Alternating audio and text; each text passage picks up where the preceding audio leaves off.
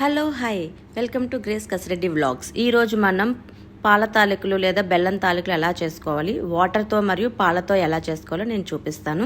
ఇంకెందుకు ఆలస్యం, మన వంటలోకి వెళ్ళిపోదాం పదండి.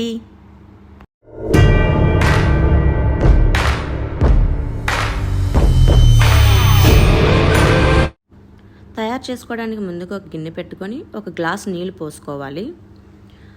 దానిలో కొంచెం ఆయిల్ వేసుకోవాలండి, ఎందుకంటే తాలికలు చేసుకునేటప్పుడు సాఫ్ట్గా ఉండడానికి కొంచెంగానే వేసుకోవాలి. ఇప్పుడు కొంచెం బెల్లం వేసుకోవాలి, తాలికలు చప్పగా ఉండకుండా కొంచెం తీపి వచ్చేటట్టు కొద్దిగా బెల్లం. ఇప్పుడు నేను మీల్వైల్ పాలు పెట్టుకుంటున్నానండి స్టవ్ మీద, ఎందుకంటే పాల తాలికలకి పాలు కావాలి కాబట్టి. ఇప్పుడు మరుగుతున్న వాటర్లో నేను ఒక గ్లాస్ పిండి వేసుకుంటున్నానండి, అది తడి బియ్యం పిండి. చూడండి, అలా వేసుకున్న తర్వాత మనం ఎక్కువ కలిపేన అవసరం లేదండి, కొంచెం అట్టా ఇట్టా కలిపి పక్కన 5 నిమిషాలు పెట్టుకున్న మనకి కన్సిస్టెన్సీలో అయిపోతుంది. ఇప్పుడు మూత పెట్టేసుకుందామండి ఒక 5 నిమిషాలు, ఇప్పుడు చేయి పెట్టలేము కనుక.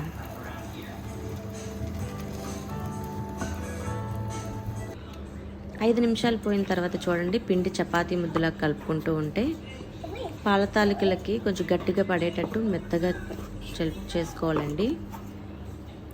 ఇప్పుడు మనం ఈ పిండితో పాల తాలికలను చుట్టుకుందాం. కొంచెం స్టార్టింగ్లో పిండి తీసుకొని ఒక దీని మీద వేసుకొని పాల తాలికలు చుట్టుకుందామండి.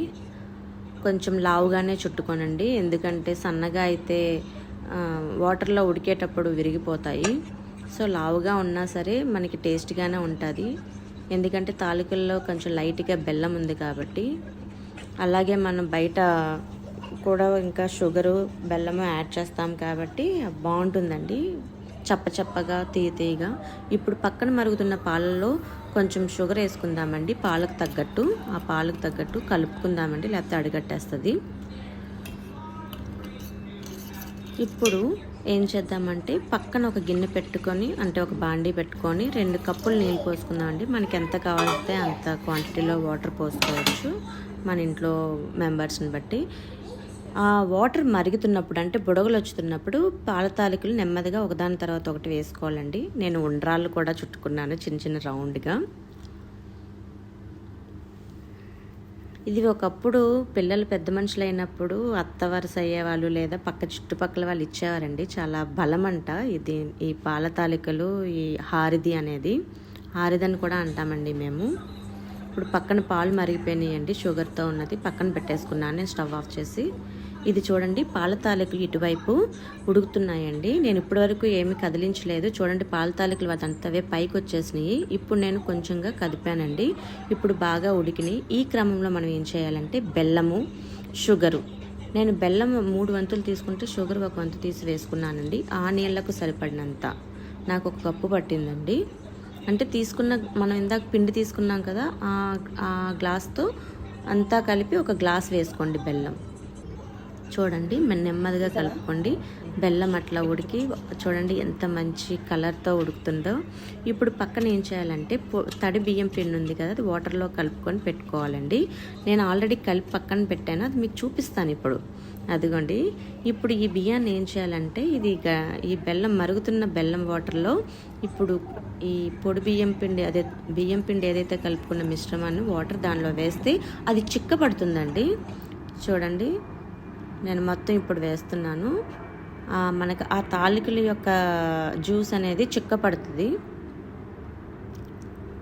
ఇప్పుడు అలా ఉంది. ఇప్పుడు నేను ఇప్పుడు టేస్ట్ చూస్తున్నానండి, బెల్లం అంతా సరిపోయిందా లేదా అనేసి, ఎందుకంటే పిండి వేసుకునే వరకు మనకి రుచి బెల్లం వేసుకున్న తర్వాత ఒక 5 నిమిషాలు పోయిన తర్వాత ఉడికిన పాల తాలికలను పక్కనే పెట్టుకున్న పాలల్లో వేసుకోవాలండి. పాలు చల్లారు ఉంటాయి కాబట్టి ఇప్పుడు ఆ పాలను కూడా మనం మరిగించుకుందాము. ఇప్పుడు ఈ నీటితో చేసిన వాటిలో ఏం చేయాలంటే 3 యాలకులు జస్ట్ ఇలా పీల్ చేసి వేసుకోవాలండి. వేసుకొని ఆఫ్ చేసేసుకోవాలి స్టవ్, అయిపోయినట్టే, అది చిక్కపడిపోతుంది. ఇప్పుడు తర్వాత పాలతో చేసింది మరీ అంత చిక్కపడదండి, త్వరగా చిక్కపడదు. దీనిలో మటుకి యాలకులు వేసుకోవద్దండి.